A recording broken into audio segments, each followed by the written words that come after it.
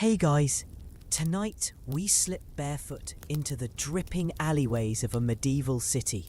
Rooftops laced with moonlight and the smell of wet timber thick in the air. The bells have just tolled midnight, the streets are hushed, and you're there, half shadow, half whisper, ready to attempt the most glamorous job that in truth turns out to be a nightmare. You think being an assassin in the Middle Ages means elegant leaps, swift blades, and mysterious cloaks flowing behind you. But in reality, your entire existence is a daily exercise in exhaustion, paranoia, and please don't sneeze on the roof tiles. Honestly, you probably won't survive this. So before you get comfortable, take a moment to like the video and subscribe, but only if you genuinely enjoy what I do here. And hey, I love reading where you're tuning in from. Drop your location and what time it is for you in the comments below. Now dim the lights, maybe turn on a fan for that soft background hum, and let's ease into tonight's journey together. Your boots, or rather, the cracked leather things you inherited from someone who hopefully wasn't hanged last week, grip the roof tiles just enough to keep you balanced. The night is alive with creaks, stray dog barks, and the occasional drunk stumbling home. In the world of the assassin, you don't breathe easily. Even the breeze makes you tense. It could carry the wrong sound at the wrong moment. This is your everyday existence. Far less stylish action film. Far more sweaty-palmed trapeze act. Here's the mainstream historical fact sliding in. In certain parts of the medieval Islamic world, groups like the Nizari Ismailis, often nicknamed the Assassins in Western chronicles, specialized in covert killings ordered by their leaders. They lived in mountainous fortresses, slipping down into cities to take out high-ranking targets. It sounds cinematic. Now, picture your roof crawl in better detail. The ligaments in your legs burn after scaling 2 walls. Your stomach still growling from the watery gruel dinner. It's hard to look intimidating with flatulence, but trust me, your digestive system isn't worried about reputation tonight. That's one of the hidden horrors. You're supposed to embody death's silent messenger, when really, you're closer to the guy who forgot to bring snacks. The quirky tidbit wedged into all this suspense is about medieval footwear. Did you know pointy shoes, those hilariously exaggerated things called poulaines, were fashionable in parts of Europe? Try running across shingles with clown-length toes, curling like elf slippers. Some assassins would stuff straw in the points just so they didn't crumple. Sure, it looks intimidating when you're standing in a tavern, but while climbing rooftops, it's just medieval slapstick. You crouch in the moonlight, watching the courtyard below. 2 armored guards shuffle, spears scraping, their shadows longer than their patience. You're supposed to slip past them with silence, perfected in endless training. Yet at the back of your mind lingers that inconvenient truth. The armor clanks louder than you do, but they're still safer. They can fumble, sneeze, even scratch themselves, and all's forgiven. You, one clink of your hidden dagger on stone, and it's the end game. Chains around your wrists, flames waiting as public entertainment. Historians still argue whether assassinations back then operated with anything resembling professionalism, or if half the successful missions were sheer luck mixed with reckless courage. Some claims portray precise dagger strikes in crowded festivals. Others suggest more theatrical threats, like daggers left on pillows, to terrify the targets into compliance rather than killing. For you, it doesn't matter. Deception is reality. And the reality is you're sweaty, sore, and trying not to sneeze into your sleeve under a layer of dust. Imagine squinting upward now.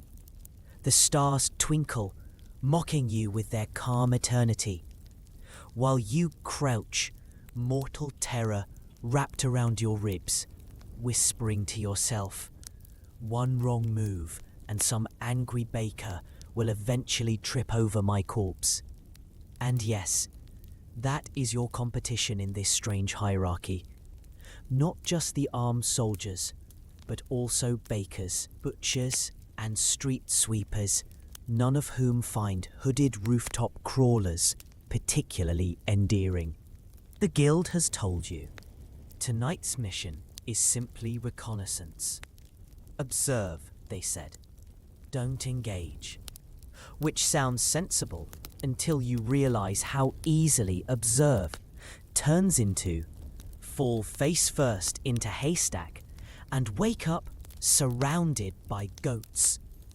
Sneaking feels glorious in theory, but on rooftops where tiles were slapped onto beams centuries ago, they crack and crumble like biscuits under your toes. Every tile you feel wobbling might be the last stone between you and a night ending with fractured bones. And here's where the uneasy magic creeps in, because although your body screams fatigue, your senses hum. The wind brushing against chimney smoke carries the gossip of the street. The gleam of lamplight on metal alerts you to approaching guards before they even turn corners.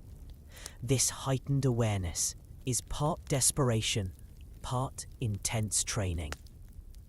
Try keeping this level of focus while hungry, thirsty, and in constant fear.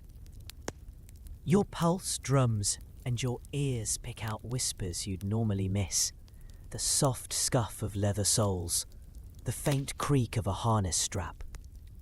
You know instantly you're not alone up here. Another one of your kind maybe, or just a very persistent cat.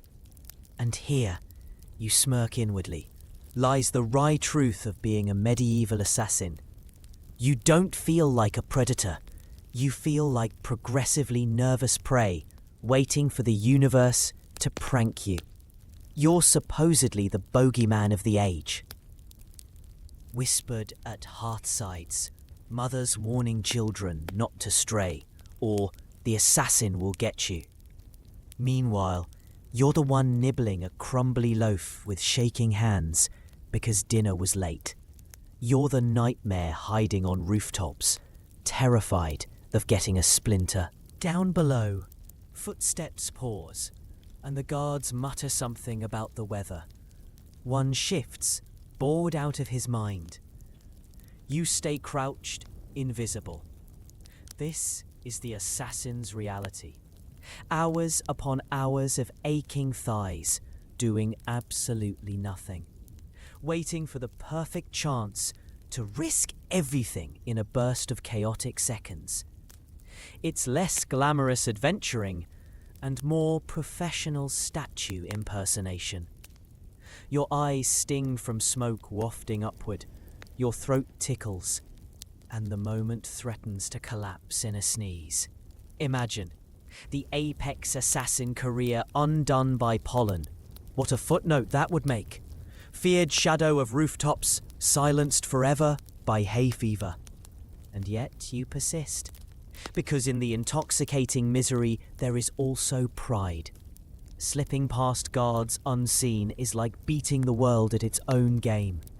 History may misremember your name or twist it into legend, but right now, in the hush of midnight alleys, you are proof that silence is sharper than iron. The rooftop silence blurs into morning fog, and you're remembering almost wistfully how you even came to perch in this unsettling profession. It wasn't like you filled out an application form checked with special skills, juggling knives and learning to vanish. No, your career began with whispers, quiet promises curled around you like silk snares. Recruiters didn't paste advertisements on tavern doors either. Instead, they slid up beside you in dim cloisters or echoing marketplaces, murmuring oaths that bent the promise of life into iron bonds. Congratulations, you're about to be welcomed into the Brotherhood. You thought it was about honor, mystery, and perhaps free cloaks. Turns out it's mostly ulcers and second-guessing your diet. Picture it, a cloaked senior assassin, sidling up, eyes glittering, words half threat and half flattery. Your agility would serve a higher calling, which really translates to, "We saw you steal bread impressively once, so, job offer?" The recruitment pitch feels dangerously flattering though, because you've always been a nobody. Suddenly, you're a somebody with a secret handshake. Your promised purpose, even though that purpose is roughly spend the next decade trying not to bleed out in a courtyard.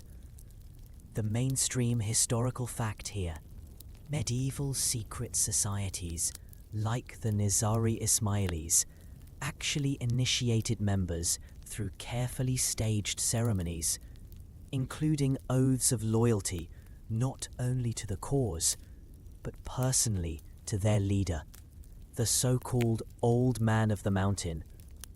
This kind of intense allegiance gave the order remarkable cohesion, not some probationary period, but straight into lifelong loyalty, or else. The quirky tidbit. According to later European stories, probably distorted, new recruits were sometimes treated to elaborate illusion rituals. Legends exaggerated it to a wild tale of gardens full of hashish, wine, and silk-draped attendants, convincing you that paradise itself could be yours if you obeyed. Whether you truly believed it or just nodded to avoid angering the host, the story stuck. In reality, you got slightly musty bread, recited some lines, and likely just signed up for 20 years of disappointment. Still fun at part. What's agreed is that you, poor recruit, barely remembered what happened. One minute you're dizzy from incense smoke, the next you've sworn eternal devotion. And no, you can't ask for a take-back. So now, in this narrative of your unlucky life, you're kneeling by torchlight as the recruiter pronounces sacred phrases. You repeat them, voice cracking, because your throat has gone dry. You're sealing yourself into a family unlike any other. The family dinners here are mostly long silences over onions and flatbread, with everyone chanting about loyalty and discipline. Imagine Thanksgiving, but every relative also carries a hidden dagger. The recruitment oath burrows mentally. You rehearse the words each night. They bind you harder than shackles. Stepping out of line is unthinkable, or at least unthinkable if you treasure your lungs unpunctured. The Brotherhood is unity through fear, through conviction, through mystery, and at the same time, you sense the paranoia humming beneath the ritual. They need fresh recruits like you, yes, but they also need to make sure you don't run babbling tales to the local barmaid. It's both initiation and insurance. Welcome to your new life. Also, here's your invisible collar. You shuffle out of the ceremony, half thrilled, half terrified. On the one hand, you're now part of the shadows everyone fears. On the other, you suddenly realize your benefits package excludes everything nice. No steady income, unstable housing, perpetual target painted on your back. No one warned you that medieval assassins didn't have PTO, unless you count permanent time off with a shallow grave. And yet, inside, even as you wipe the soot from your brow, you're glowing. For once, you belong to something big. You're not just the kid in the alley anymore, not just a face among market noise and horse manure. You're one of them. That feeling is intoxicating enough to make you sign on the dotted line, where definitely no dotted line exists, because literacy isn't our strong point. Instead, you seal it with obedience and silence. It's morning now, and you stumble back through the twisting streets, rehearsing again the wisp. Here comes our second joke, because amid all this solemn oath-taking, there's the awkward practical stuff. Imagine solemnly swearing silence and devotion, then tripping on the ceremonial rug during your kneel, nearly setting your tunic on fire with dripping wax. Nothing like fumbling into eternal loyalty like a toddler in training sandals. Dignity has clearly chosen exile. And still, you sense that invisible threat tugging you toward destiny. At night, alone on the creaky straw mat, you whisper the oath again, half afraid someone might be listening. You've ingested smoke, strong words, maybe bread slightly too stale. And you are owned now by that brotherhood. You're an instrument sharpened not by choice, but by manipulation, wrapped in mysticism. One whispered promise has set you on the path to rooftops, blades, and the constant refrain of "Why did I think this was cool?" But for this moment, right now, your first hours after induction, you believe the dangerous glamour. You believe you're stepping onto a heroic stage, even if it's lit only by candle stubs. You clutch your oath's memory like a secret talisman, walking a little straighter. The truth, known far in the future, is that the promises will sour, the fear will gnaw, and the glamour will rot away under sleepless nights and suspicious gazes. Still, you're too newly bound to notice. You're just grateful that someone, somewhere, finally chose you. Your early days in the Order burst with exhausting activity, the kind that makes you realize you weren't recruited for your sparkling personality, but for how quickly you can collapse from climbing walls repeatedly. Training is supposedly where legends are forged, yet mostly it's where your muscles scream, your back knots, and you discover hay is surprisingly bad at cushioning falls. You wake before dawn, stiff and hungry, to be shouted at by a mentor who seems allergic to smiling. Welcome to Assassin Boot Camp, Medieval Edition. And yes, the main idea is survival of the fittest. The Order needs shadows who move like wraiths, not folks who grunt when their knees pop. So you're tossed into drills, endless drills, climbing towers no sane person has ever thought of scaling, leaping between planks, balanced over ditches, crawling through muddy tunnels designed specifically to destroy laundry, as if your tunic wasn't sad enough. You look glamorous in your own head, but truthfully, you look like a grumpy cat being taught gymnastics.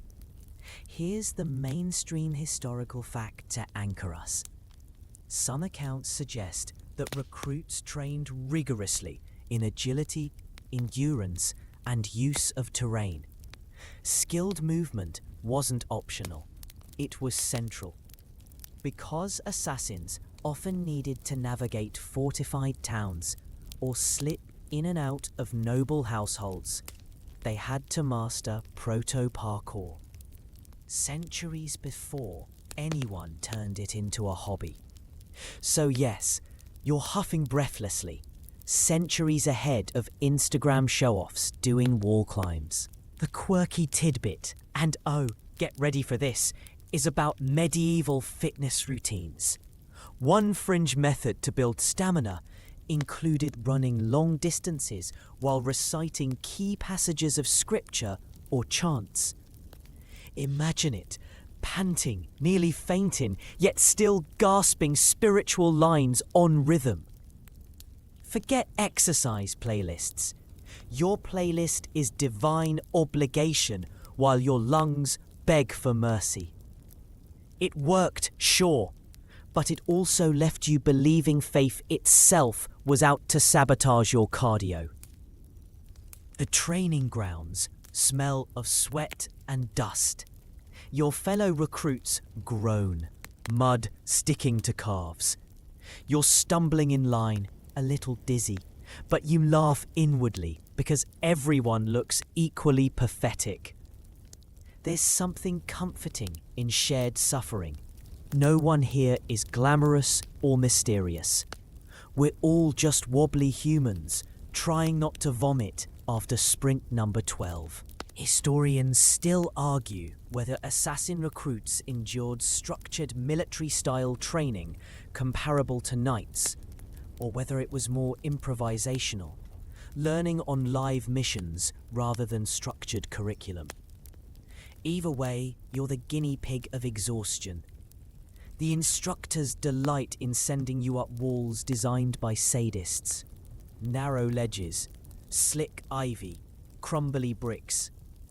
If you hesitate, someone behind you jeers, which helps you know that humiliation is definitely part of the lesson plan. Your days unfold like this. Morning, climb something taller than your dignity. Midday, practice silent walking across gravel until your feet blister. Afternoon, weapon drills, where you inevitably stab some straw dummy in the shoulder instead of the heart.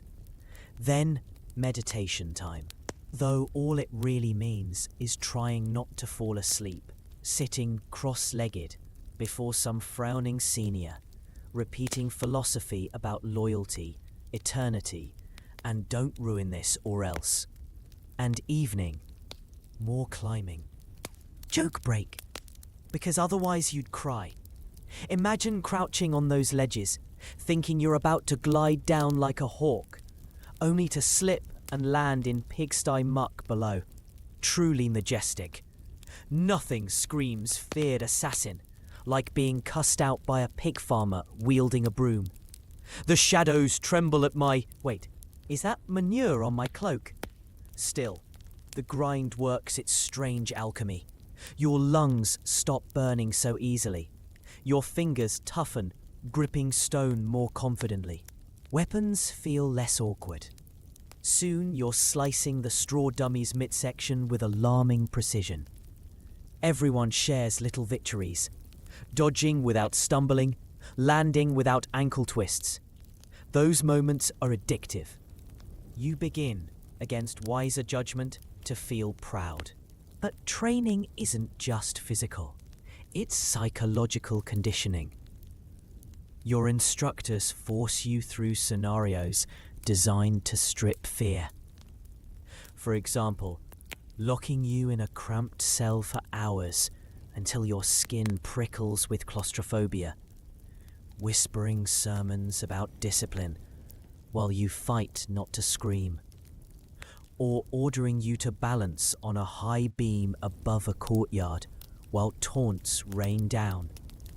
Supposedly this crushes your panic reflex, but mostly it encourages lifelong vertigo. You notice something odd too. Food rations shrink during hard days, not out of cruelty, allegedly, but philosophy. The order teaches resilience through hunger, claiming that appetite sharpens devotion.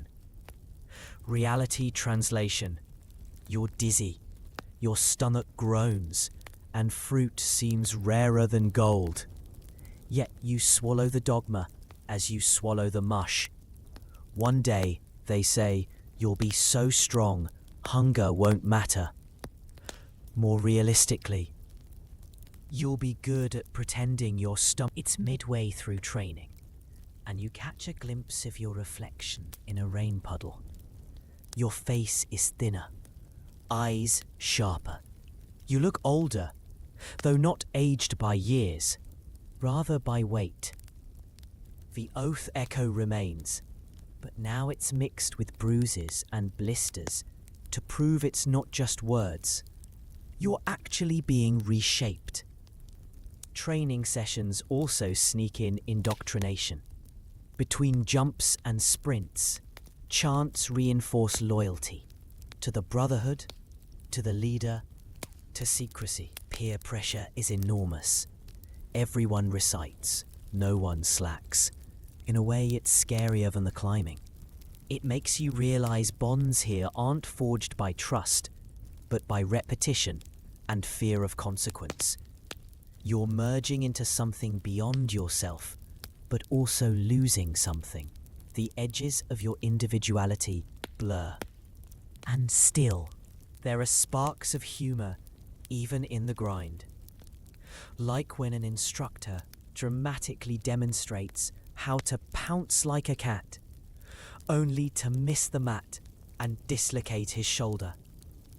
Everyone tries not to laugh, but even death's chosen messengers need slapstick, apparently. That stumble reassures you that yes, mistakes happen. Even the masters flop spectacularly. By the end of another bruising day, you collapse into the straw heap that's your bed. The air throbs with aching bodies all around, sighs echoing from other recruits. You think back to the oath's glamour. It felt important then. Now, glamour feels like someone else's delusion. Reality is sweat, sore knees, and shepherd's stew if you're lucky. And yet, frustratingly, your heart beats faster at the mere thought of what this training means.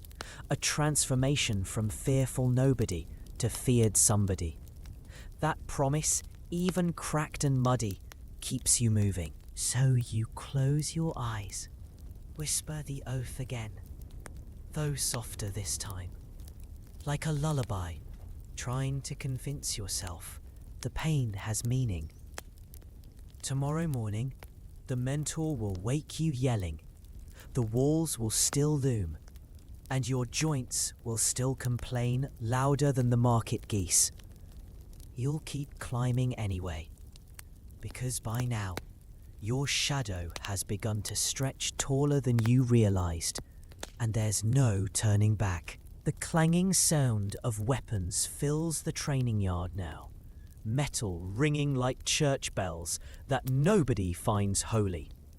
Your path as an assassin shifts from bleeding knuckles on stone walls to bleeding knuckles on swords, daggers, and other not-so-friendly hardware. It turns out history's idea of cool ninja tools is mostly a selection of clunky iron contraptions that make you wonder if medieval blacksmiths moonlighted as pranksters. In other words, the weapons you're handed are less deadly elegance and more DIY kit from the world's least ergonomic store. You start simple. The dagger, supposedly sleek, deadly, perfect for slipping beneath ribs with poetic grace. In practice, the blade bends if struck too hard against armor. It dulls after 3 bad swipes, and the hilt chafes like a stubborn blister factory.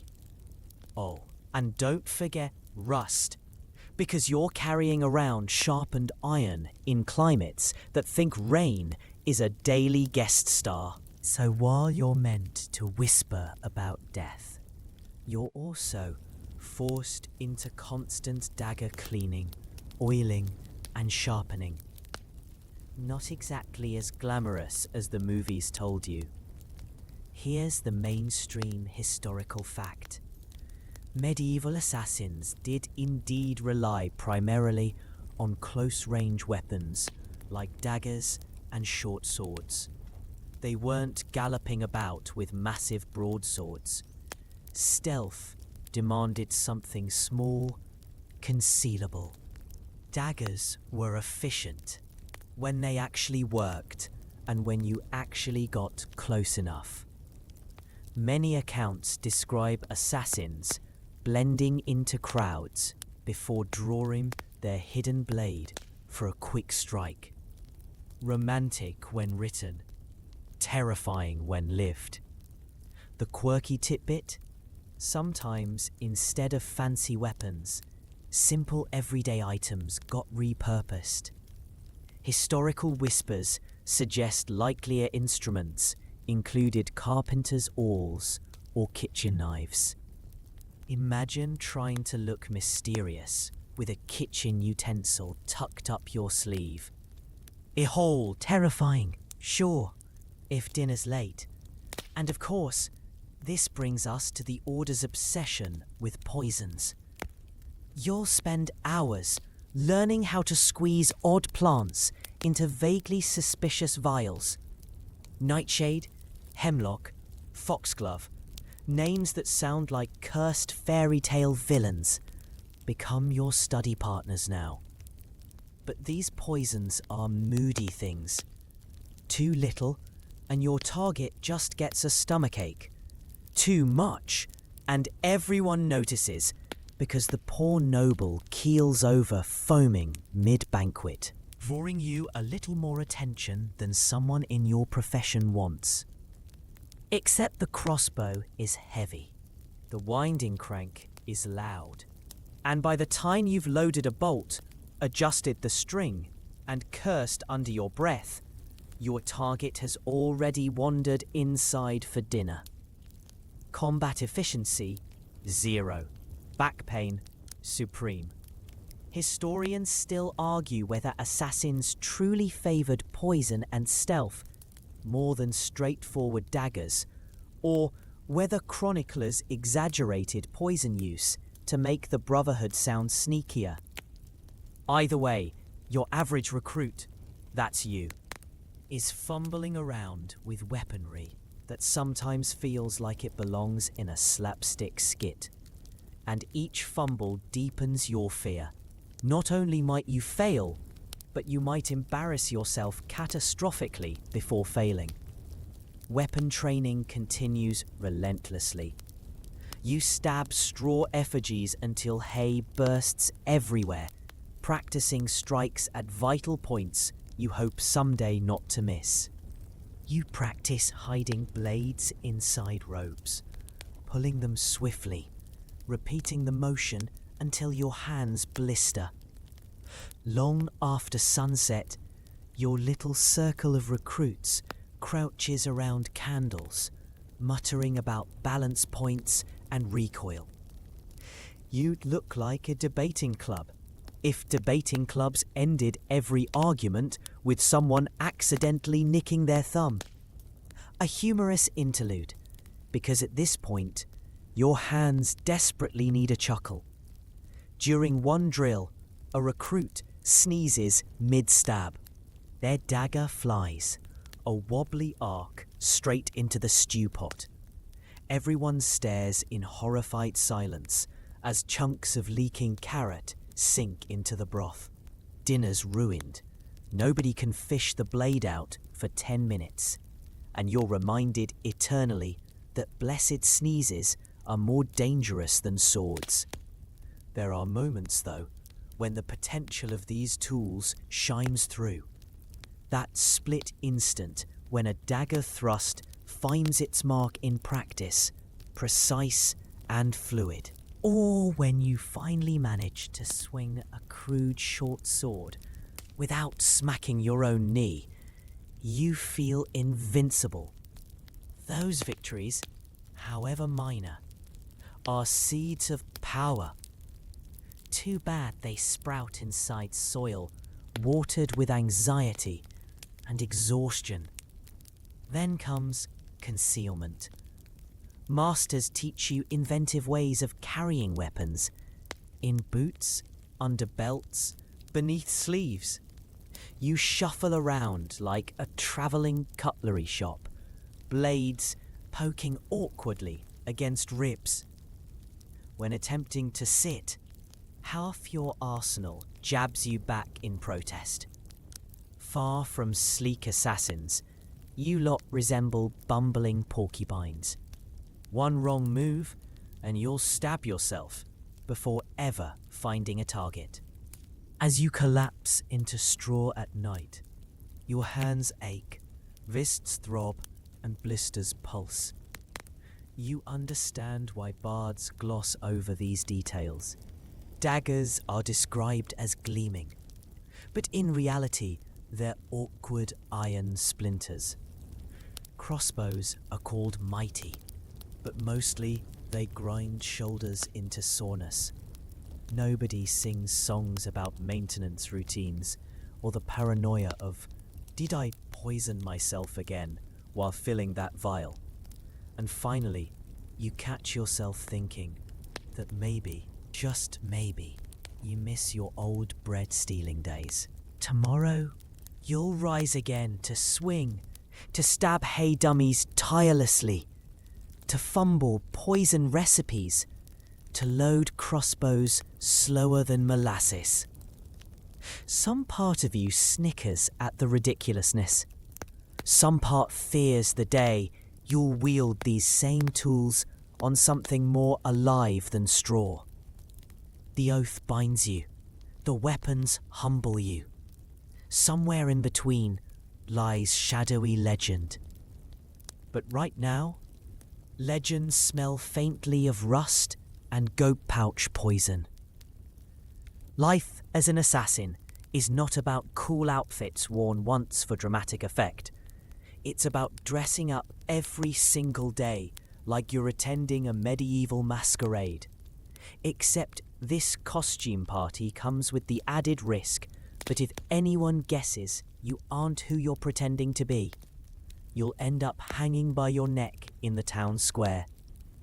Living in constant disguise isn't a fashion highlight.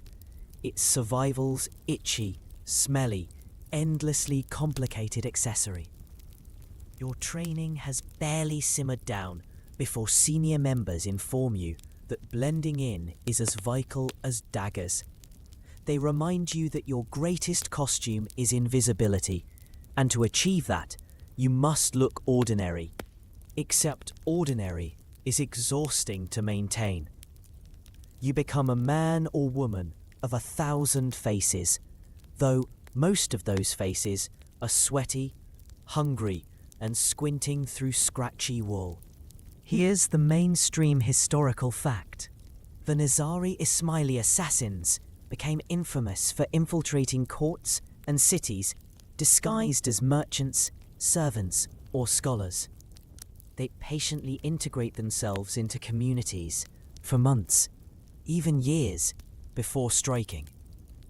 To outside observers, these so-called sleepers were inconspicuous neighbours. To their order, they were ticking shadows, awaiting the perfect command. It's dedication, bordering on masochism. But let's unmask the down-to-earth truth. Disguise is uncomfortable. That scholar's robe itches like hay stuffed inside cloth. Merchants' outfits weigh you down with jangling trinkets, so convincing you start accidentally haggling with real customers. Sometimes you pick the wrong attire for the season. Imagine sweating rivers under wool in midsummer, trying to look inconspicuous, while villagers glance at your drenched tunic like you're part melted. The quirky tidbit in late medieval Europe Sumptuary laws indicated what fabrics and colours different classes could wear. Slip up while impersonating nobility, and your disguise is doomed. Because everyone knows commoners aren't supposed to sport fur trimming or bright purple. One misstep and a suspicious guard spots the forbidden velvet cuff. Instead of shadowy assassin, you've transformed into lawbreaker fashion disaster. Historians still argue whether some assassins all but abandoned their cloaked reputations for long periods, essentially living double lives. Did they truly grow roots in communities? Did they have families who never suspected? Or were they constantly on edge, never letting genuine relationships form? The debate rages, but you, our unlucky protagonist, know intimately what this means. Alienation. You belong everywhere and nowhere. Daily routine turns exhausting because every moment is performance. You're mending nets while pretending to be a fisherman, yet you don't know half the knots. You're masquerading as a butcher and nearly faint at the smell of pig entrails. You cover your blunders with nervous chuckles, hoping no one notices. Living as a phantom frays the nerves more than any blade drill. And then there's the paranoia of recognition. Perhaps you robbed a loaf years ago. The baker still remembers your face. Or perhaps your accent slips in the wrong district. Maybe you say hello in a local dialect and place the emphasis on the wrong syllable, earning glares.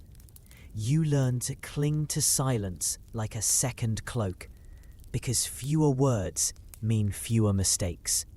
Here's your comic relief.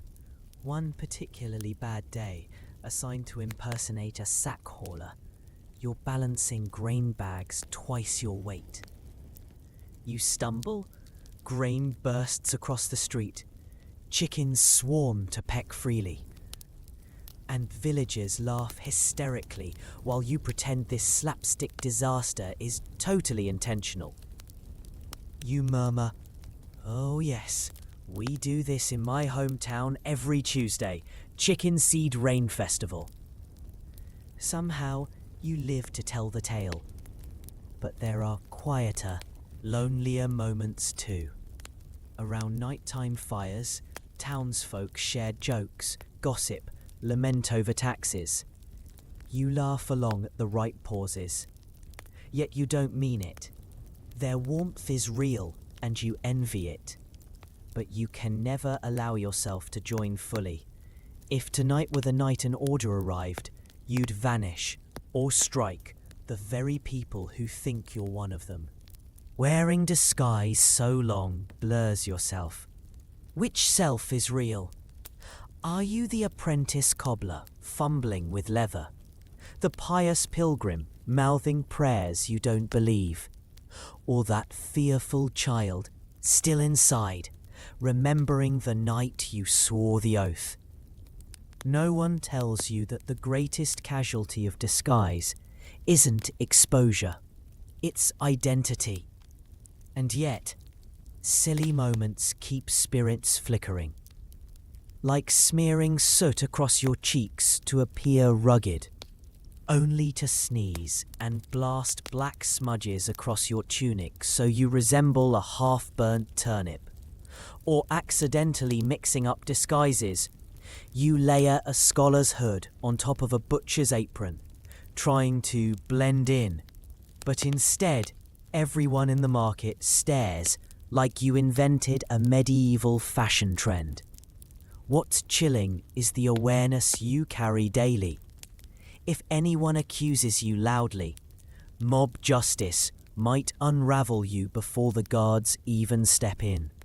All it takes is one suspicious shout of "spy," and the best disguise unravels. Survive the weapons drills all you like.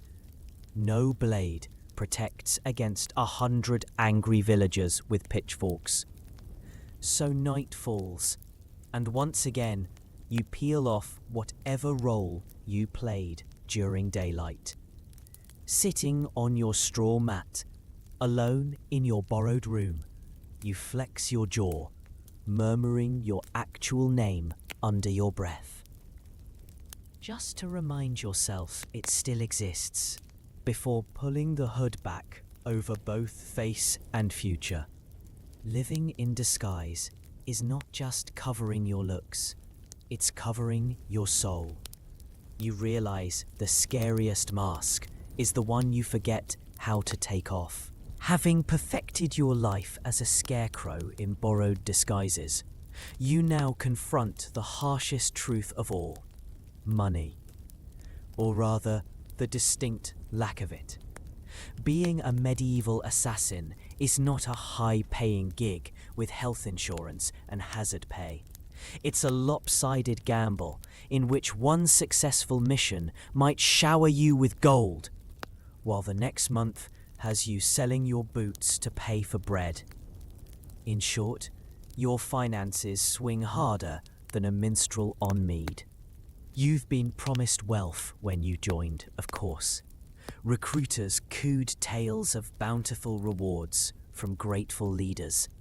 Purse strings loosened as easily as targets' throats. In practice, sometimes the order pays well, especially for big assignments. But more often than not, your monthly income is about as reliable as medieval plumbing, which is to say, disgusting and non-existent. Here's a mainstream historical fact. Historical records suggest that while assassins served their leaders loyally, financial compensation varied drastically. Sometimes they were rewarded with land, privileges, or generous coin. Other times, however, their service was considered spiritual duty, and material payment was an afterthought. You might get a few coins, a loaf of bread, or simply a pat on the back paired with, "Well done, child. Paradise awaits," which doesn't help when paradise doesn't sell soup. The quirky tidbit? Medieval coins were often uneven in size and weight, and clipping, literally shaving off bits of silver or gold from coins, was a widespread issue. So even when you finally score a purse of currency, someone probably already whittled them thinner than pancakes. You feel rich until the merchant holds each coin against the scales and sighs loudly. Suddenly, you're assassin of shadows, reduced to embarrassed discount shopper. Historians still argue whether hired killers in Europe and the Islamic world were consistently paid mercenaries or half fanatical devotees willing to forego regular pay altogether. Some chronicles view them as zealots indifferent to money. Others argue no one scales city walls for free. Likely, the truth bobbed somewhere in between, just like your current wallet, sometimes full, mostly empty. The feast or famine cycle of your life is brutal. After a major mission, you taste fleeting opulence. The purse clinks, you swagger into taverns, you even dare order cheese imported from 2 villages away. You're momentarily the toast of your guildmates, laughter bubbling around cheap wine. For 1 week, you pretend the oath made sense. Then, inevitably, the purse runs dry. Taverns stop serving on credit. Your boots wear out, and you drink stale water, whispering angrily to pigeons in the square, because you can't afford real company. When times are leaner, desperation rots dignity. You pawn daggers to blacksmiths. Pray they don't recognize them as guild issue. You take odd jobs, literally odd. Carrying bricks, sweeping tavern floors, even juggling in the market.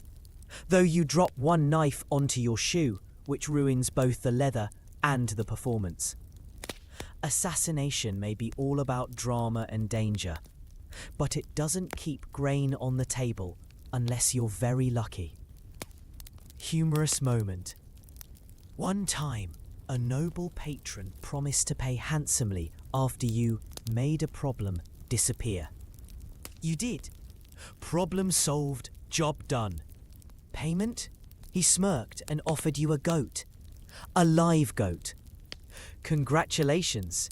You're now the proud owner of an animal that bleats constantly and eats more than you do. You try selling it at the market, only for everyone to laugh, recognizing you as that deadly hooded figure with livestock problems. Your assassin aura loses several points of intimidation. But the worst part isn't even hunger or ruined boots. It's the unpredictability. Never knowing when or how you'll be paid means you live perpetually ungrounded. You can't save. You can't plan. One week, you're drinking with jugglers. The next, you're gnawing crusts in an alley. That instability threads anxiety through each mission. Not only could you die, even if you succeed, you might still starve. It eats at identity too, because how can you feel like the terrifying shadow of rooftops when you're secretly wondering if you can water down your soup one more time to stretch it? The public imagines assassins cloaked in gold and legend. Reality? You're haggling over onions, praying the merchant doesn't recognize your calloused, blade-worn hands. And yet, occasionally, there's a spark of absurd fortune. A target's wealthy rival decides they really appreciate your services, tossing extra coin into your palm. You rush off, treating yourself recklessly. Real wool clothes, roasted lamb, maybe even soap. But by the next month, you're scraping again. Feast fades, famine returns. The goat? Still alive, by the way, and bleating with smugness. This cycle hardens you, though. You learn to live minimalistic long before it was trendy. You patch tunics until they're more patch than tunic.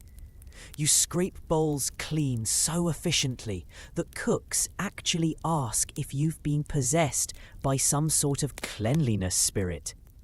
You realize painfully that surviving the rooftops isn't as difficult as surviving the balance between empty pockets and constant hunger.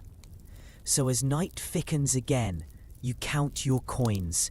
3 bent pennies, 1 clipped half-groat. And when you're not broke, bruised, or being chased by goats, you face another reality. Sleep. Or rather, the lack of it. Forget cozy beds and embroidered quilts, because sleeping in shadows is your nightly routine. And it's about as restful as you'd expect when your mattress is a pile of barn straw that might already house rodents with squatters' rights. The myth paints assassins as nocturnal phantoms pausing to meditate between missions. Reality paints you curled up in corners, shivering, praying the hay is at least dry. Sometimes you find yourself slumped on a tavern bench, pretending to be drunk, just so the innkeeper won't kick you out. Other times, you curl into stables with your fashionable assassin cloak, now doubling as blanket, pillow, and flea magnet. The problem is your body never relaxes. One ear listens constantly for footsteps. One eye cracks open for threats. Every creak might be the city guard, or worse, fellow guildmates deciding tonight is convenient for betrayal. Here's the mainstream historical fact.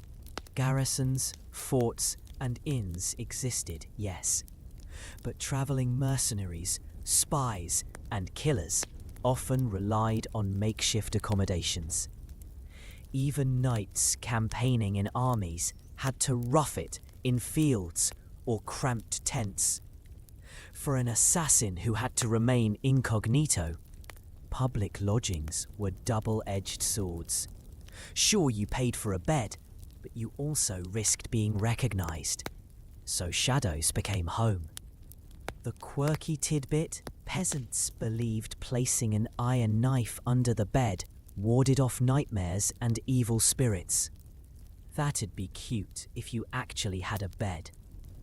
Instead, you sometimes roll onto your actual knife in the straw, which does stop nightmares because it's hard to dream when you've stabbed your thigh in your sleep.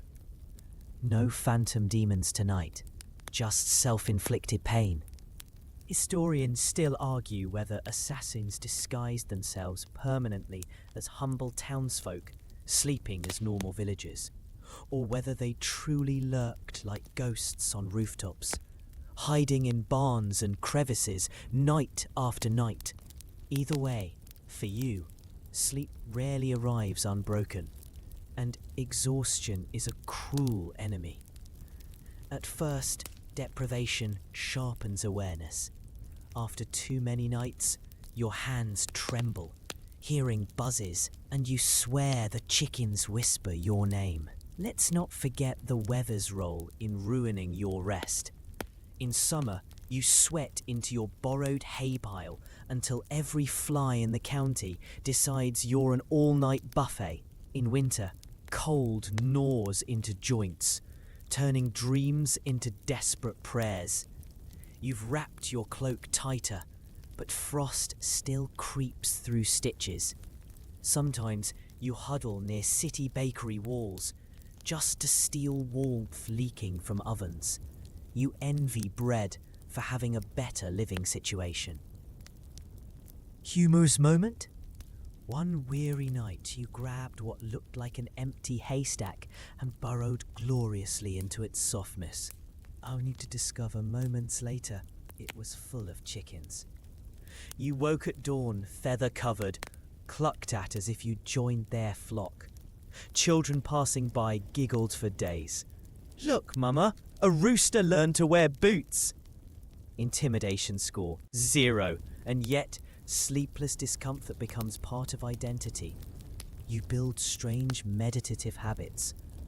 For example, counting roof tiles over and over while perching like a gargoyle, or memorizing the rhythm of guard patrols by listening from rafters instead of drifting into dreams.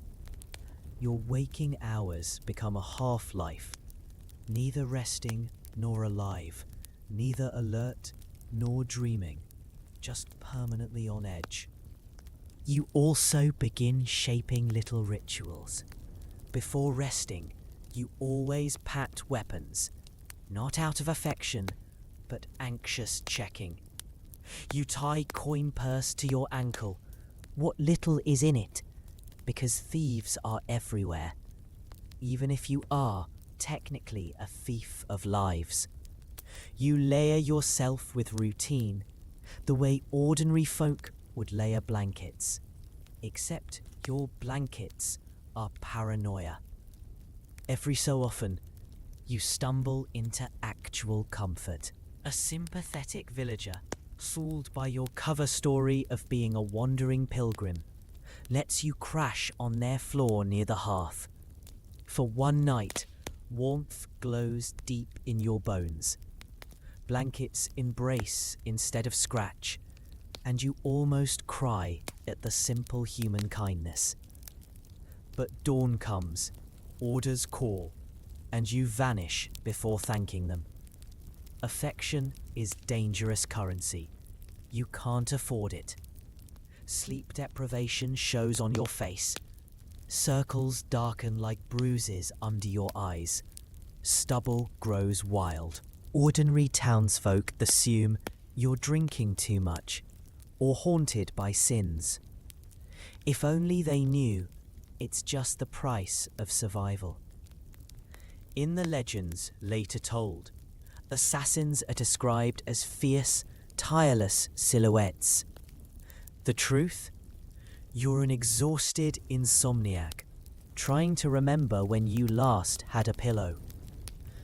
The hardest moments hit when you're mid-mission, perched to strike, and drowsiness numbs focus. Blinking too long almost costs you the sight of your target. Your body rebels, because even shadows cannot cheat sleep forever.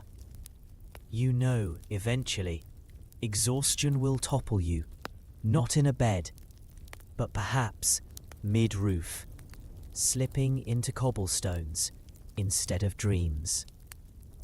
So tonight, once again, you tuck yourself in. By which I mean, you wedge yourself behind barrels, dagger underhand, nothing but damp wool for bedding.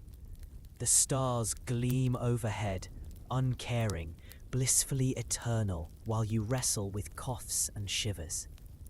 This is sleeping in shadows, not a poetic title, not a heroic badge, but a daily insult. You are feared by the powerful, but mocked by fleas. Sleep is luxury. Nightmares are standard issue. And every morning, you rise, aching, wondering if assassins were meant to terrify others or just themselves. Your eyelids barely know what rest means anymore, and now another frustration pushes into your life. Mission orders. You'd think that being part of an allegedly terrifying brotherhood, targets would be assigned efficiently, as if someone in a shadowy office scribbles "Kill Lord So-and-so" and hands you a scroll. But no. Mission orders in the medieval world crawl toward you, slower than molasses uphill in January. Tangled in messenger networks that wouldn't pass modern postal standards. By the time you learn who you're supposed to kill, your target has either moved, bolted the castle, or possibly already died of natural causes. The guild insists secrecy is paramount. Fair enough, you don't want public notices, but their commitment to secrecy looks a lot like incompetence. Messages must pass through chains of trusted couriers, each one unfamiliar to the next, as if shadowy whispers were a dramatic relay race. Of course, couriers take detours, get drunk, lose pouches, or occasionally vanish into ditches, leaving you waiting for weeks, sharpening your dagger against the wall, purely to kill time. Here's the mainstream historical fact. Across the medieval world, communication relied on messengers who travelled by foot, horse, or ship. Networks were slow, vulnerable to war, weather, and banditry. The Nizari Ismailis, for example, were rumoured to use coded missives and trusted couriers across mountainous routes, but secrecy meant even slower delivery. Sometimes, by the time orders reached an assassin embedded in a city, politics around the target had already shifted completely. Your line of work often functioned hours late in an age already defined by slowness.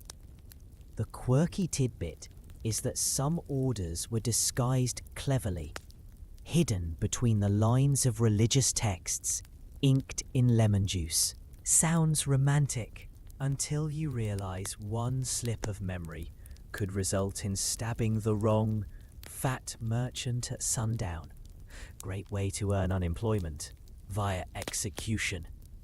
Historians still argue whether assassins truly operated under such strict secret delays, or whether chroniclers over-dramatised it. Did mission orders take months to travel? Or did leaders have faster ways of signaling? Torches, coded symbols. No historian agrees, but for you, waiting in the muddy streets, with an empty purse and itchy fleas, it sure feels like centuries. Consider one particularly frustrating week. You're pretending to be a baker's apprentice, complete with flour-stained apron, making awkward loaves that look like rocks. Everyone scolds you, but you stay, because the disguise buys time while awaiting instructions. Then, 2 weeks later, finally, the courier arrives. You tear open the sealed note, heart racing. At last, destiny! Except, oops, it's the wrong parchment. Some fellow guild branch left you a grocery list. Congratulations, assassin. Your next mission is obtaining onions. And yes, here's your dose of comic misery. Another time, the message was so late. You discovered the target had been dead for 3 months. You stared at his tombstone, muttering, well, job completed, earliest retirement ever. You half expect wages for watching decomposition. The guild didn't find it funny. Payment withheld. The delays drive paranoia. Every hour waiting, you're more exposed. People wonder why that traveller has lingered so long. Children whisper. Tavern keepers notice you rent the stall every week. Without fresh orders, you're stagnating, drawing suspicion, and ironically, making yourself more noticeable for not moving. You begin to fear the waiting game more than the killing, a stillness heavier than blood. At night, you rehearse scenarios. What if they secretly sent orders you missed? What if the courier betrayed you? Once, half mad with impatience, you confront pigeons pecking near the inn, suspicious they're carrying coded messages. That's what sleepless, orderless weeks do. You interrogate pigeons. Now pause and picture medieval communications seriously. Letters carried across hundreds of miles, sometimes written so cryptically that even the possessor couldn't understand them. Imagine being the poor courier, told to simply repeat an oath or riddle, because you weren't trusted to see the text. Hours rehearsing word for word. Slay the lion whose mane is forged of iron. If you forget a syllable, the assassin might think you're supposed to kill the wrong noble. That's how rumours of spectacular blunders are born. But worse than unclear orders are conflicting ones. At least once, you received 2 messages within days. One instructing you to target the Duke, another explicitly commanding you to protect the Duke. Now you're caught in the medieval assassin's nightmare, debating whether to kill or babysit, knowing either choice risks betraying your oath, which of course means you compromise horribly by simply avoiding both. Let the Duke babysit himself. Waiting for orders reveals the frightening fragility of your terrifying legend. Behind every tale of deadly precision stands an assassin glancing anxiously out the window, muttering, "Has the courier fallen asleep again?" People imagine sleek assassins always in motion. Reality? You hunched in a tavern corner, fiddling with stale bread, muttering jokes under your breath to pass an 8th week of silence. The orders do eventually come. A crumpled note slipped under your door, perhaps in invisibly thin ink. You read, heart stuttering as clarity at last arrives. Strike at the feast tomorrow. Relief surges. Your life has meaning again, or at least the possibility of coin. But for every one such sharp order, there were months of delay, and each slow grind chipped away at sanity. Roof hopping and dagger drills might bruise your body. Waiting for instructions? That attacks your mind. So tonight, you curl into yet another haystack, clutching useless disguises, muttering curses at the wind that carried no message. The world doesn't realize half of your career is spent waiting. Patently unglamorous, patently despairing. Silence, delay, bureaucracy in its most medieval form. That's what really sucked. The orders finally arrive, crisp in their minimal clarity, only to throw you headlong into one of the worst occupational hazards of your profession.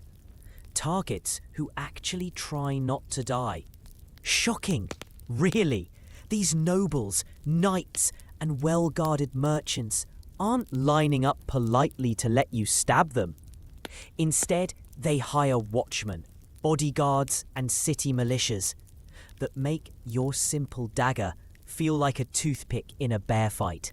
For an assassin, the mission doesn't end with climbing a rooftop and getting close.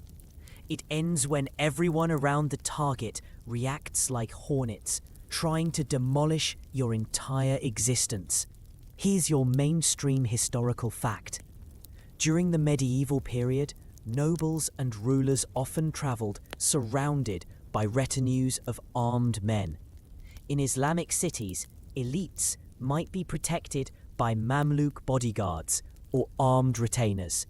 In Europe, lords moved with squires, men-at-arms, or mercenaries who formed literal human walls. An assassin had to slice through these barriers, or, more plausibly, avoid them entirely by slipping one fatal strike through the cracks. Either way, protection for targets wasn't theoretical. It was deliberate and brutal. Now add the quirky tidbit. In some towns, guards travelled with watch geese. Yes, geese. The Romans famously used them for alarms, and the habit diffused through cultures. These honking feathered nightmares could out-detect any sleepy human sentry. Imagine sneaking in shadow, heart-pounding, only for a goose to shriek like a demon trumpet announcing, "Guards! Guards! He's here!" Truly, nothing makes you question life choices more than running in terror from poultry. Historians still argue whether assassins consistently approached high-profile missions through sheer stealth, blending into entourages, or whether exaggerated stories of dramatic public killings overshadowed the quieter coups. Some sources say assassins ambushed during prayer in mosques or churches. Others describe daring stabs in crowded festivals. Either way, the common detail is the response. Guards, mobs, or vengeful relatives who suddenly seemed more frightening than the target itself. You've lived it. Tonight, you creep toward a feasting hall. Torches flare, laughter roars. Roasting meat makes your starving stomach howl. You're supposed to slit through, blade hidden. Waiting until the noble emerges drunk. Easy, you think. Except surprise, there are 6 guards stationed, sweating in armour, but alert enough, their halberds gleaming. Whispering to yourself, you sidestep shadows, aligning with columns. Then clunk, the dagger handle slips, tapping stone. One head swivels, fierce eyes narrowing. Congratulations, you've just triggered the medieval version of a nightclub security team. Cue panic. Guards swarm, shields raised. You're dodging blows, thinking this is not what the recruitment brochure promised. Even chickens join in. The local resident fowl, disturbed by shouts, begins pecking furiously at your ankles as if auditioning to be honorary militia. It's absurd enough, you wonder if bards will one day edit out the paltry chapter from your story. Joke break. Mid-scuffle, you tumble backward into a barrel of cabbages that collapses spectacularly into the courtyard. Green orbs roll everywhere. Guards slip and curse. For 30 miraculous seconds, you're both terrified and giggling hysterically. Death as slapstick cabbage ballet. It's not the first image people have of assassins, but here you are, living it. The problem persists, mission after mission. Targets are rarely alone and vulnerable. Most are ensconced in fortresses with arrow slits, surrounded by men itching for combat glory. Approaches become puzzles. How to move unseen in courtly halls where every servant's glance is suspicious. How to scale the castle wall unnoticed when torchlight throws dance in shadows. You improvise endlessly, but improvisation can collapse fast. The paranoia also grows. You quickly realize you're not just hunting them, they're hunting you. Nobles spread word of assassins. Suspicion electrifies towns. Gates close early. Search patrols double. Suddenly, your mere presence in a district is met with glares, whispers, and the occasional broom swung your way without even asking who you are. Even worse, sometimes targets fight back themselves. Not all nobles are inert lumps awaiting demise. Some are actual warriors. You remember vividly the night you lunged toward an aging duke, expecting easy prey. Instead, he whirled, drew his own sword, and roared like a bear. Your heroic role reversed instantly. You the hunted, him the hunter. You fled that hall, nursing a wound to your pride and backside. Romanticized histories never mention when the fearsome assassin basically got bullied by a grandpa. And yet, the reality if you succeed isn't glory, it's sprinting. Strike delivered, the target slumps, the hall erupts, and suddenly you're leaping through chaos. The escape is even harder than the kill. Guards storm in like furious bees. Windows become your salvation, roofs your racetrack. You tear through alleys, lungs wheezing, sure death nips your heels.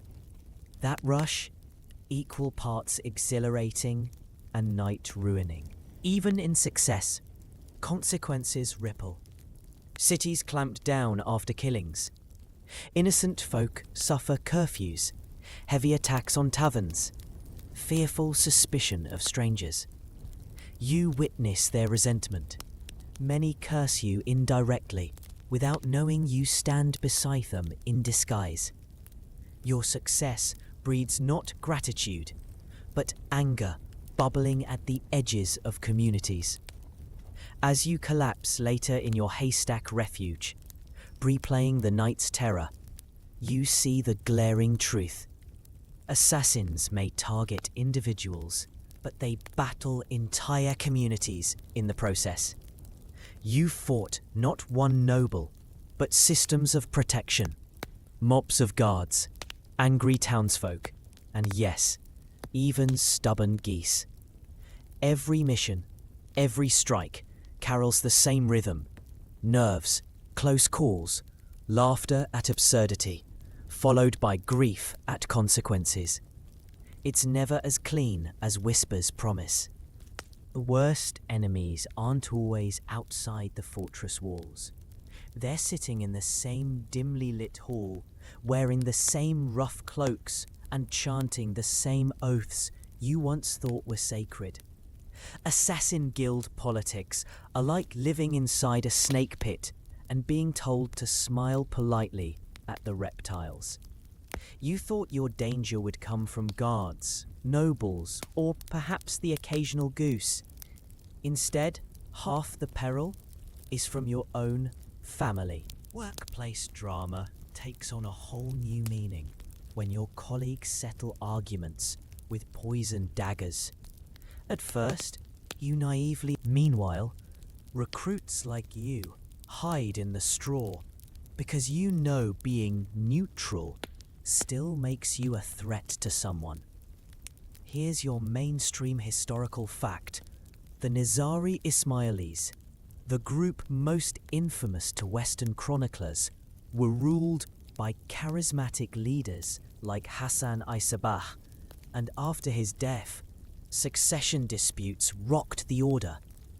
Rival factions emerged, political maneuvering grew fierce, and loyalty often had as much to do with personal allegiance as the grand mission.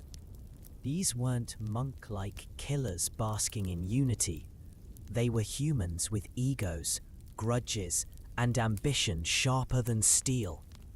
The quirky tidbit is that secret societies across Europe and the Middle East were sometimes rumoured to use coded hand gestures or even elaborate guild passwords.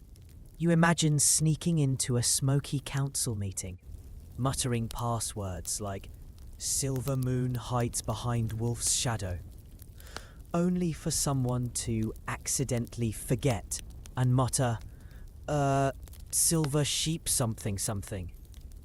Cue daggers drawn over a botched riddle. Not exactly efficient management. Historians still argue whether the Assassin Brotherhood was tightly disciplined like a military order or more like a loose web of cells with shifting internal rivalries. To you, the ambiguity feels all too real.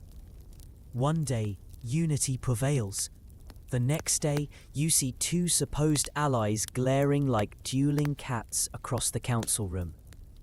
You can't decide if you've joined a disciplined crusade or the messiest medieval office imaginable. Politics spider into every corner. If you fetch water for the wrong mentor, others whisper you've pledged to his side. If you linger with recruits who prefer dagger methods rather than poison methods, you're accused of declaring faction allegiance. Suddenly, mealtime feels like a diplomatic summit.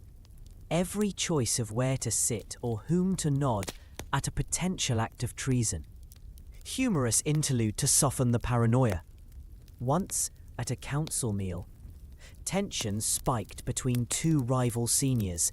They hissed veiled insults about cowards who hide in shadows versus fools who wield brute steel.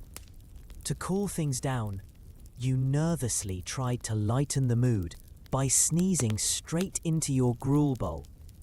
Everyone paused, looked horrified, debate forgotten, and one grizzled assassin muttered, "Finally, something more dangerous than rival factions, plague soup." Accidentally, your sneeze performed better diplomacy than their fancy speeches. The politics spill into missions too. If you succeed under one leader's command, rivals accuse you of bias. If you fail, rivals gleefully exploit the mistake as sabotage evidence. It's exhausting enough balancing rooftops. You must now balance allegiances that shift like smoke. And betrayal? It's not abstract. You've heard rumours of fellow assassins deliberately exposing others to guards, purely to erase rivals. You've seen once trusted mentors vanish, whispered to have been removed, quietly, by ambitious underlings. You sleep less from fear of guards, and more from knowing your bunkmate mutters too eagerly in private conversations. Every shadow, might not just house prey, but also colleagues sharpening metaphorical knives for you. Even the old man of the mountain himself is wrapped in gossip. Some praise him as visionary genius. Others whisper he manipulates everyone like pawns. You imagine him perched in fortress chambers, not unlike a medieval CEO, sipping watered wine and thinking, yes, today morale seems low. Better eliminate half middle management. Leadership here feels equal parts divine revelation and bizarre theatre. Worst of all, it warps your oath. You joined believing in one brotherhood under a sacred mission. Instead, you find yourself calculating daily survival, maneuvering like you're playing chess at all times with human pieces who might bite you. The lofty cause starts sounding suspiciously like an excuse for endless infighting. And yet, even amid this paranoia, you can't help chuckling sometimes. The infamous feared brotherhood reduced to bickering over stew portions and bragging whose method is scarier. You picture some scholar centuries later writing, "Ah yes, they were united in sacred zeal. If only he saw Master Yusuf sulk for 3 days because his poison recipe was ignored at the meeting." But laughter aside, sleeping in guild halls becomes no relief. You roll into blankets with ears pricked, convinced the whisper in the corner is about you. The cloak once felt binding through loyalty. Now it feels like a target sign painted across your chest. Being an assassin is bad enough. Being an assassin inside assassin politics, that's infinitely worse. Because you can climb away from city guards, bribe tavern keepers, outsmart geese. But how do you outsmart betrayal wearing the same hood as yours? Now you've learned that assassins don't just live in perpetual danger. They also live in perpetual branding. And not the fun marketing kind, like a shiny medieval logo you might slap on cloaks. No, this is the terrifying propaganda kind. Wherever you sneak, someone's telling tales about you that make you either heavenly crusader or demonic psychopath. There's no middle ground. Your image in the world's mind swings wilder than your personal finances. Here's the mainstream historical fact grounding us here. The Nizari Ismailis were painted by outside chroniclers in wildly opposing colours. To their enemies in Islamic caliphates and crusader states, they were sinister killers, servants of evil, deranged zealots. To their own community, however, assassins were martyrs, warriors of faith, chosen instruments of divine justice. Propaganda worked overtime on. Add the quirky tidbit. Some medieval Europeans genuinely believed assassins were powered by drugs or magic rituals. Tales spread of them biting into enchanted cakes or inhaling fumes before missions that made them fearless. Imagine your reputation boiled down to maniac hopped up on medieval herbs. Terrifying if true, but mostly just satire-level ridiculous. It's marketing gone wild. Try assassin brand mushrooms. Turn your neighbour into a fearless super killer. Sadly, no merchant seized the PR opportunity. Historians still argue whether the group themselves encouraged certain myths. Did leaders cultivate the aura of mystical warriors to terrify future targets into submission? Or were these smear campaigns entirely fabricated by enemies? The debate lingers, but you're the one carrying the consequence. No matter what you do, Someone else is narrating your identity. And those stories spread fast. You overhear pilgrims at markets whispering that people like you commune with demons. You hear soldiers mutter that assassins dissolve into mist when slain, returning by dawn. Children skip rope, chanting rhymes about hooded killers in alleys. Every rumour layers new weight on your already heavy cloak. You're not a person, you're an avatar of fear, whether you like it or not. At first, you smirk at the absurdities. Someone swears you can fly. You privately wish it were true so your poor knees might enjoy fewer rooftop impacts. Another insists assassins drink nothing but human blood. You're sipping stale turnip broth that very moment, offended on behalf of turnips. The stories are laughable until they aren't, because propaganda shapes how people treat you. Walk into a town disguised as a merchant, and if whispers start, folks shift away subtly. They don't trust you, not because you failed your act, but because the idea of you has already poisoned their minds. On the flip side, in sympathetic territories, you are revered. Followers bow, eyes glittering, as if you're saintly. That's unsettling too. You know you're mainly a tired insomniac with fleas, not divine judgment wearing sandals. Joke moment.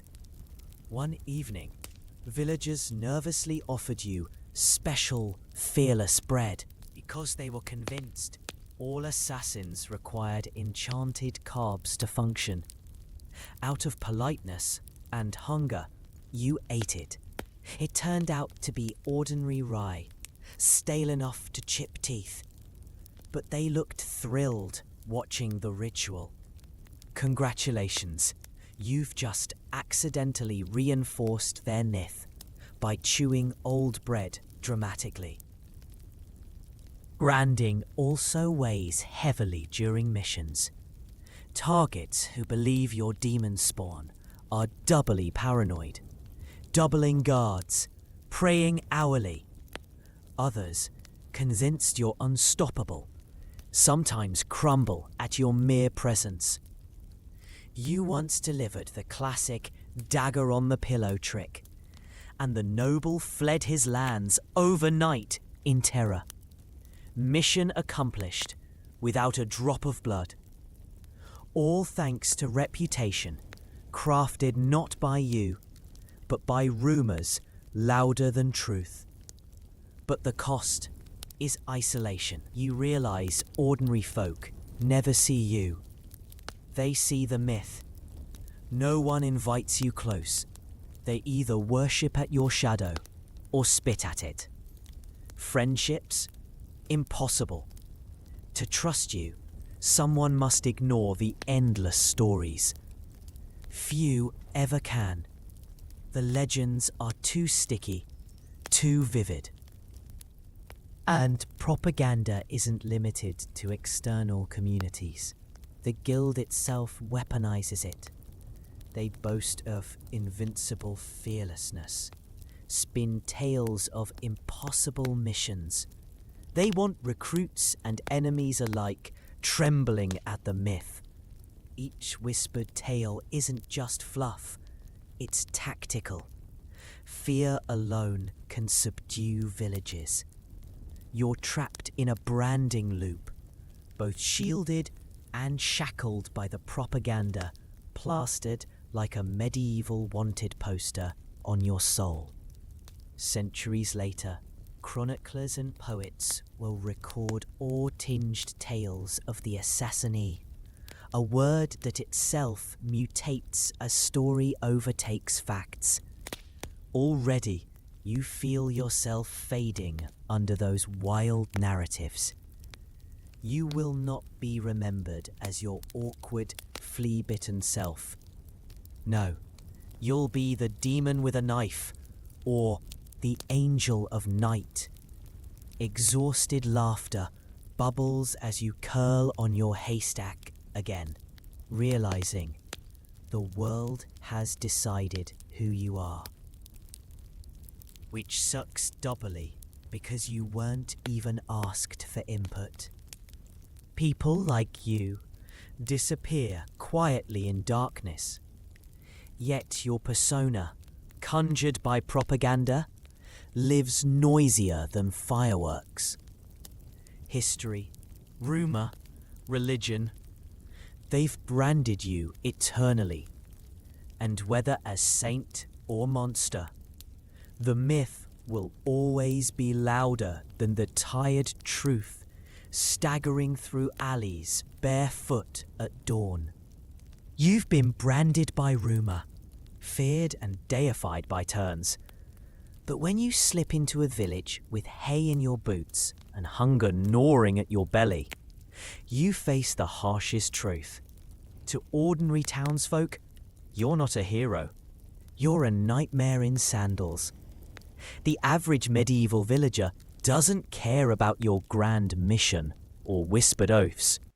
They care about grain prices, taxes, and whether their goats stop eating the laundry.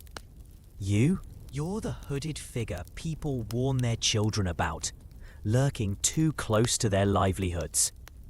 Here's the mainstream historical fact. Assassinations in medieval cities and towns often left ordinary populations in turmoil. When rulers or nobles fell, reprisals didn't just hit rivals, commoners bore them too. New levies, harsher patrols, violent crackdowns, all filtered downward. This meant local people didn't look at assassins with admiration, but with dread. And if they suspected you in their midst, hostility followed. Now, fold in the quirky tidbit. Medieval peasants had plenty of superstitions about suspicious strangers. If someone wore a cloak too often, some believed they harbored disease, or worse, witchcraft.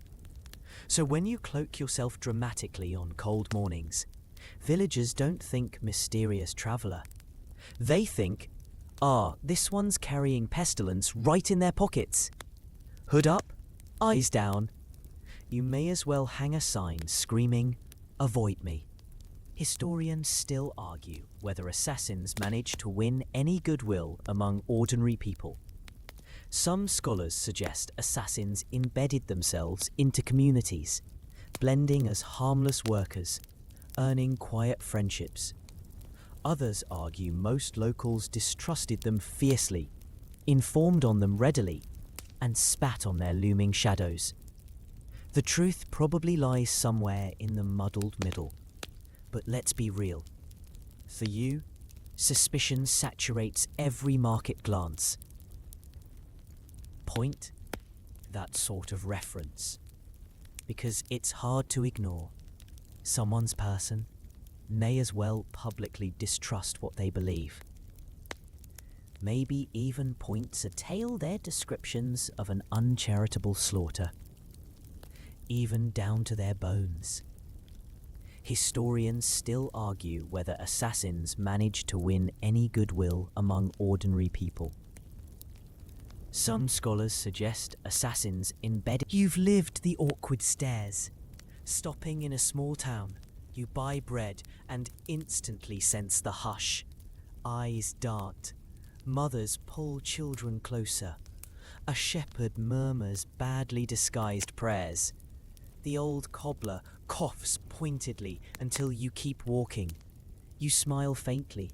You're just another hungry soul. But the whispers follow, heavier than the bread you clutch. Children are especially unforgiving. They fashion games around the assassin, chasing one another, mocking your cloak, chanting loud rhymes about knives and dark corners. Adults shush them, but none stop for laughter. You grit your teeth, silently agreeing they're right. You do look the part. Once, in a fit of weary humour, you deliberately disappeared behind a wall while they played. Their shriek of terror was immediate and probably traumatizing. But in fairness, you needed the laugh. Humorous moment. Overheard at a tavern. Two farmers explained local troubles. Stolen chickens, missing cheese. After scowling at you all evening, one finally muttered to the other, "Must be that assassin fellow, sneaking about again." Imagine your professional pride sulking. You weren't even stealing food. But now in village gossip, you're both shadowy killer and cheese burglar. A resume update you never wanted. Still, suspicion cuts deeper than jokes. At its worst, locals tip off city guards. Whether true or just guessing, they'd rather rid themselves of a potential assassin by pointing in your direction. And once suspicion sparks, mobs flare fast. A pitchfork doesn't care who you truly are. It simply wants you gone. Fear makes communities ugly. And for an assassin trying to blend, fear is a mirror, forever showing the distortion of your presence. Every mission that unfolds within town walls amplifies this mistrust. Elites die, households spiral, soldiers stalk alleys by night. Villages lock doors earlier, markets grow tense. You pass by, pretending innocence, only to glimpse your own shadow, whispered in fireside cautionary tales. Assassin isn't just what you do, it's what they've made you. A role forced upon you even in disguise. And yet, it cheats you. Because sometimes, in disguise, you do connect. A baker chuckles kindly when you fumble with dough. A shepherd offers a plum along the trail. A pilgrim shares shelter in storm. In those fleeting instants, you're just another soul struggling through harsh seasons. And the kindness cuts deeply, because you know you'll always vanish before explaining, before being known. Ordinary townsfolk ground truth for you. They show who really suffers. You're not stealing power from untouchable kings alone. You're tugging the lives of children, cobblers, milkmaids, and herdsmen into fear, suspicion, and curfew. So as you skulk in the barn shadows that night, itching straw crawling on your skin, you realize your trade could never wear the mask of people's hero. At ground level, among the haggling voices of peasants, you're simply another reason the night feels unsafe. It's the irony of assassins. You terrify nobles by intent, but the ones who hate you most are villagers who never asked for any of it. And perhaps that burns the worst, being mighty shadow in the stories above, yet despised intruder in the streets below. By now you've been sneezed on by geese, robbed by goats, and scorned by peasants. But here comes the aspect of your career that truly makes your stomach knot. Getting exposed. Because once the mask slips and your identity bleeds into the open, there's only one road left: capture. And in medieval times, capture meant dungeons. And dungeons meant interrogation methods, with names that sound just as poetic as they are horrifying. If you thought rooftops were perilous, try chains and racks. Here's the mainstream historical fact.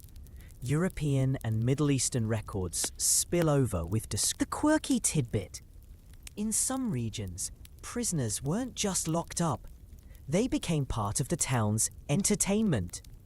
Accounts mention prisoners displayed in iron cages at city gates, exposed to the weather, while passers-by mocked or threw food scraps. Sort of the very worst medieval reality show. Imagine your solemn reputation as fearsome killer reduced to, hey, look, that's the guy pigeons poop on as we commute to market. Historians still argue whether captured assassins were consistently tortured for information or swiftly executed without much ceremony. Some evidence suggests their leaders emphasized silence unto death. Others say captives often confessed, though the accuracy of any confession extracted under medieval interrogation is, of course, highly questionable. This scholarly grey zone does little to comfort you, the accused shadow, now shackled and waiting. A terror lies not only in pain, but in exposure. Once dragged into dungeons, your myth evaporates. No shadows, no mystery, just chains biting wrists, straw sticking to sweaty skin, darkness pressing heavy. Guards peer, muttering about demon in human form. Yet you're barely clinging to dignity, whimpering faint prayers into the damp air. Public opinion may still tremble at the word assassin, but in here you're reduced to another human, crushed by stone and fear. The interrogation begins subtly. Sly questions, promises of comfort if you betray comrades. Then it grows sharper. Candles waved near sensitive skin, water deliberately withheld, iron cuffs twisted cruelly. Every inch of your discipline, the endless training, the whispered oaths must battle exhaustion, thirst and pain. And unlike sword duels, this has no rhythm. It's one-sided, meant to break will rather than body alone. Humorous aside, because gallows humor is all you've got. One guard, tasked with intimidating you, dramatically twirls a torch and slips, dropping it straight onto his boot. He shrieks, does a one-legged jig, while his fellow curses the incompetence. Even shackled, you manage a strangled chuckle. Fear has many faces, and sometimes its name is Clumsy Torch Guy. But rare flashes of comedy don't mask the dread. You know the outcomes.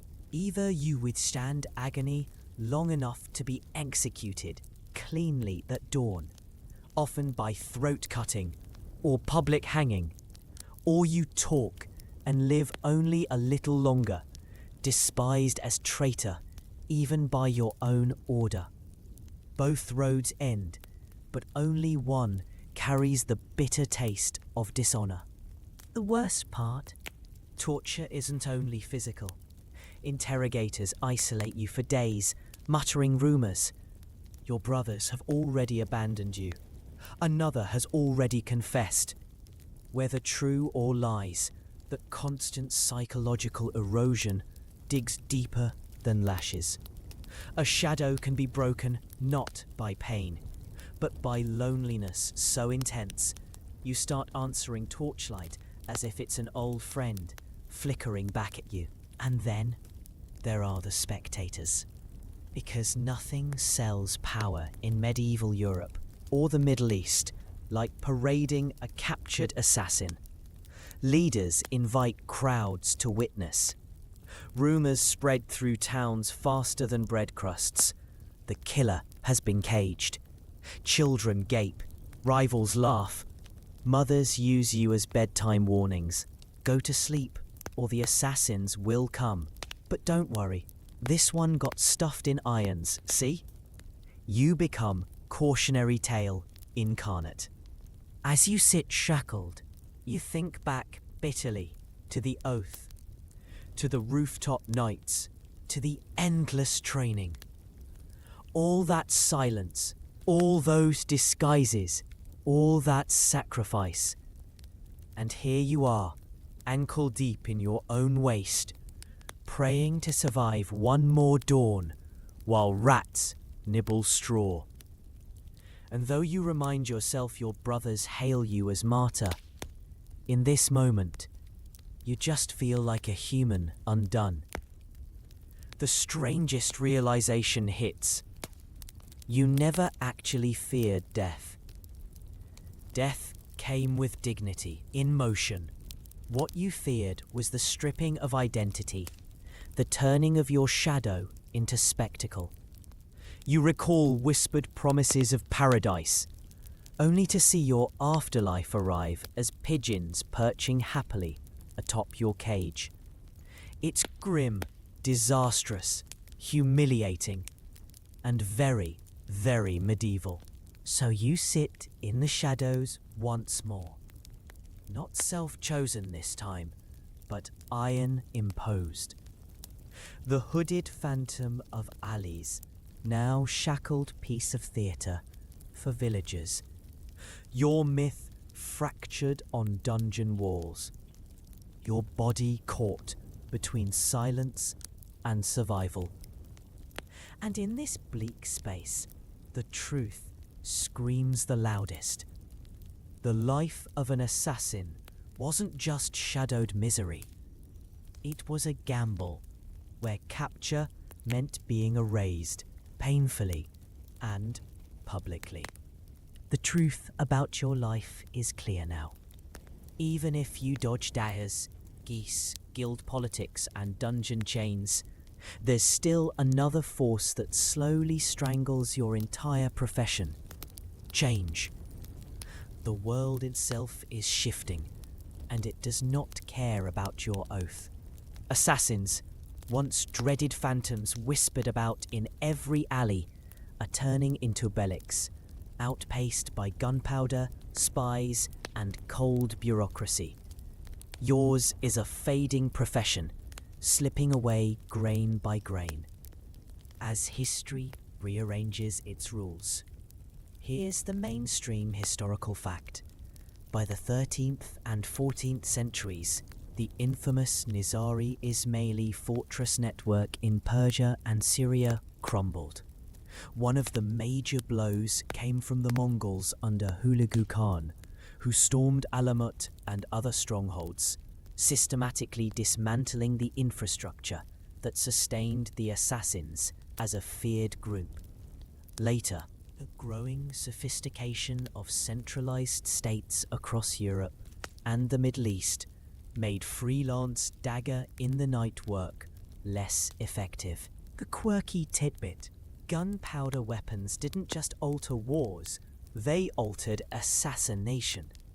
Rumours from Italy during the Renaissance tell of powdered bombs and primitive handguns being used to kill targets at a distance. Compared to your painstaking rooftop gymnastics and goose-dodging sneaks, a noisy firearm suddenly felt efficient. Imagine your horror watching the future arrive in the form of some clunky handgun. That could drop a noble in broad daylight without any rooftop acrobatics. All your years training to climb towers barefoot, reduced to old-fashioned nonsense by a stick that makes sparks.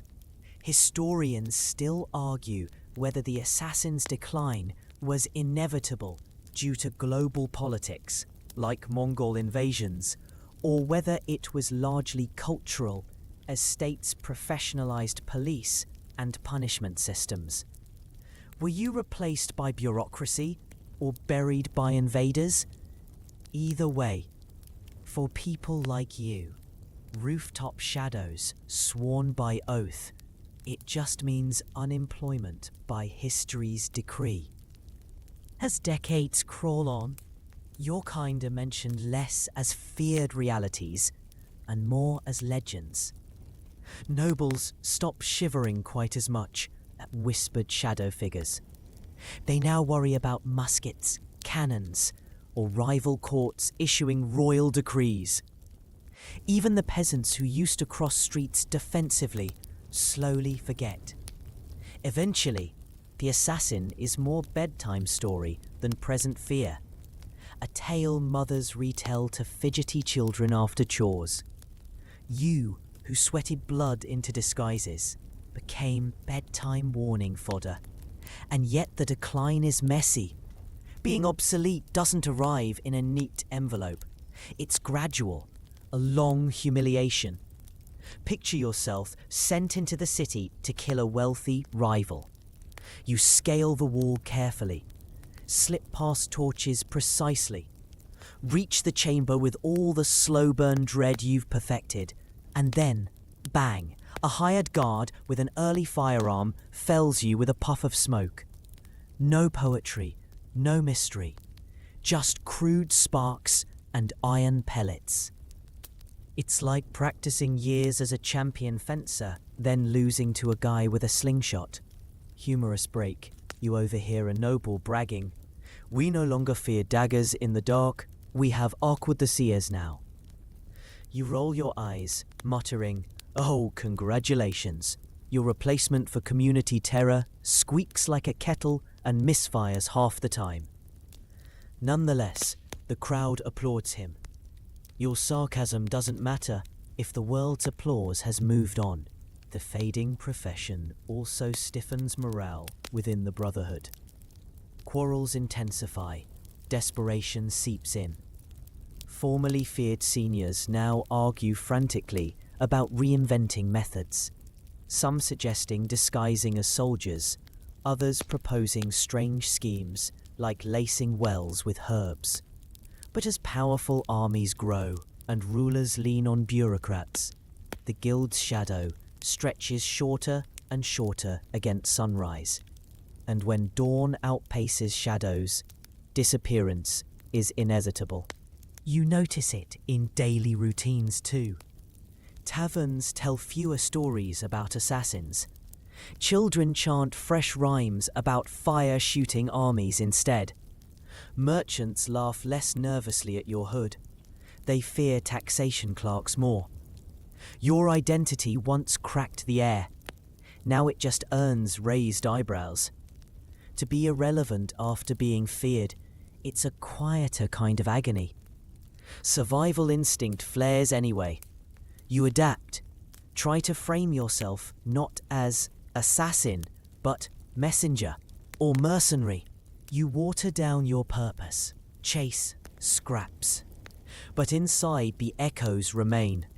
You recall rooftops, oaths, blades.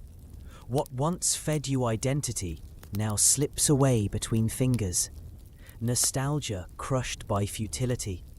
The irony haunts you too. All that training, paranoia, disguise, danger, at last undercut not by heroism, but by paperwork, gunpowder, and bureaucrats drawing neat maps. Legend shrinks into curiosity. People will talk about you centuries later.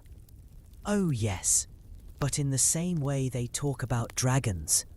Half fact, fable.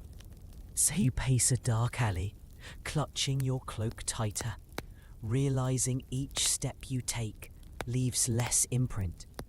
What was once thunder in whispered rumor is only faint drizzle fading on cobblestones. Shadows recede.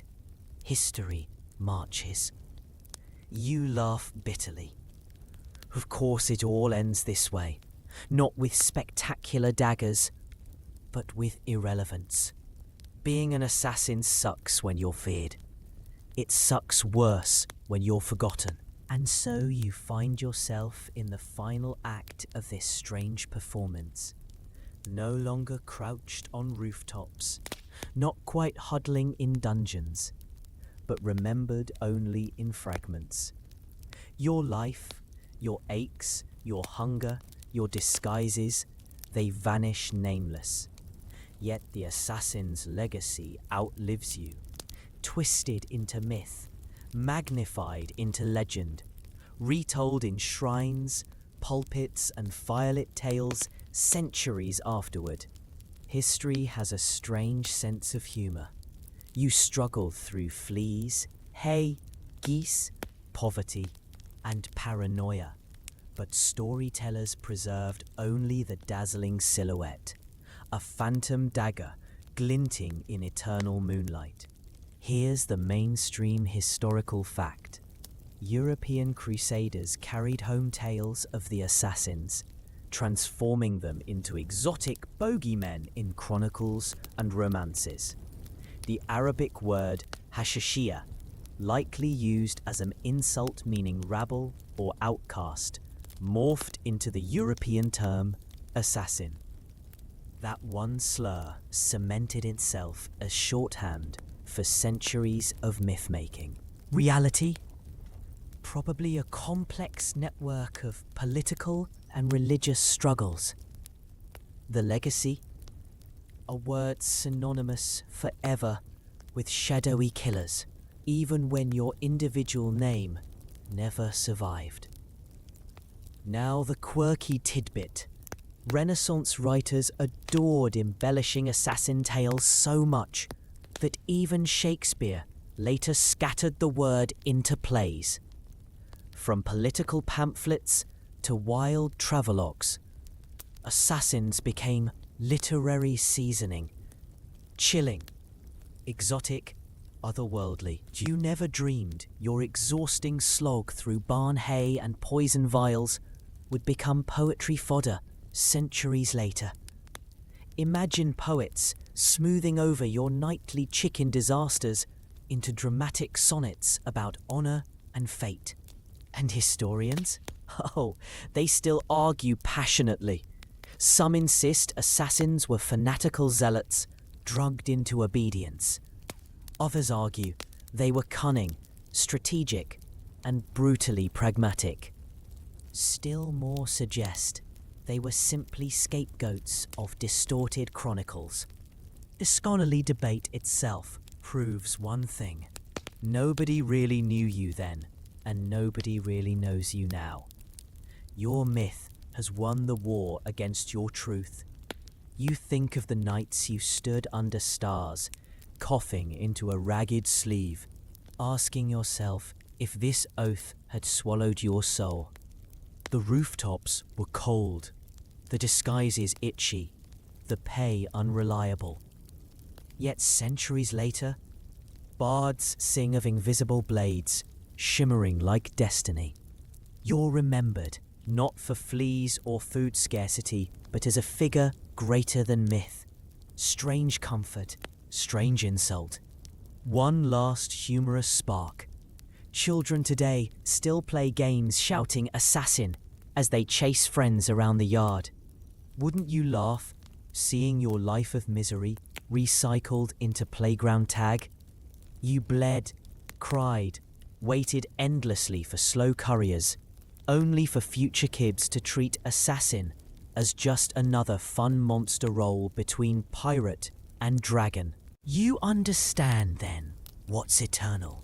Not your real heartbeat, not your hunger or your sore knees, but the image others painted of you. The parody shadow outlives your real shadow. Being an assassin sucked in life. Yet in legend, you became someone else entirely. Now the alleyways fade.